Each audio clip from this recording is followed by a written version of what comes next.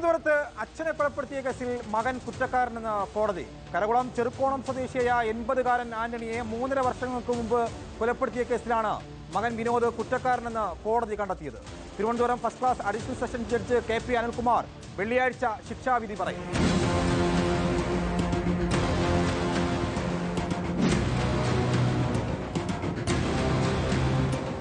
Lottery വിൽപ്പനക്കാരനായ ആന്റണിയുടെ പക്കലുണ്ടായിരുന്ന സമ്മാനമടിച്ച ടിക്കറ്റുകൾ വിനോദ് ആവശ്യപ്പെട്ടിരുന്നു. എന്നാൽ ഇത് നൽകാനായി ആന്റണി തയ്യാറായിരുന്നില്ല.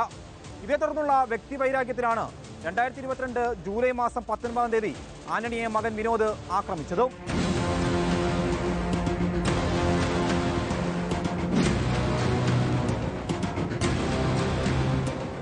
സമയം രാത്രി 7 മണിയായി കാണും.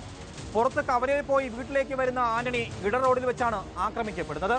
ആന്റണിയുടെ മുഖത്തും മുതുകിലും വയറിലും മകൻ വിനോദ് ക്രൂരമായി മർദ്ദിച്ചു. ആന്റണിയുടെ തല പിടിച്ച് തൊട്ടടുത്തുള്ള പൈപ്പിൽ ഇടിച്ച് പരിക്കേൽപ്പിക്കുകയും ചെയ്തു. നിലത്ത് അവശനായി കിടന്ന ആന്റണിയെ സംഭവ വിവരമറിഞ്ഞ് സ്ഥലത്തെത്തിയ അരുവിക്കര പോലീസാണ് പേരൂർക്കട ഗവൺമെന്റ് ആശുപത്രിയിൽ എത്തിച്ചത്.